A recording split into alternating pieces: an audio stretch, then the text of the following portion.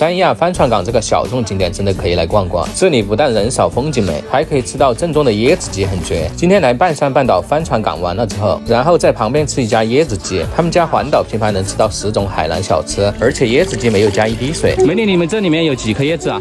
我们椰子鸡锅的话有3颗椰子，这里面是没有加一滴水的啊。特色就是吃这个文昌鸡，建议可以先喝一碗鸡汤，鸡汤清甜，椰香味很浓郁。这个文昌鸡比一般的鸡肉更加鲜嫩，椰子水煮出来还有浓郁的椰香味，再蘸这个小青柠灵魂蘸水，很绝。这个蘸水还是比较符合四川人的口味，他们家还能吃到这种盐焗鸡，这个鸡肉吃起来非常咸香，蘸辣椒盐也好吃。环岛拼盘有辣椒蘸青芒果、菠萝蜜糯米，还有海南粉这些海南小吃。总体这家椰子鸡还是很有特色，而且海边的风景真的很美。个人觉得来三亚了还是可以来试试。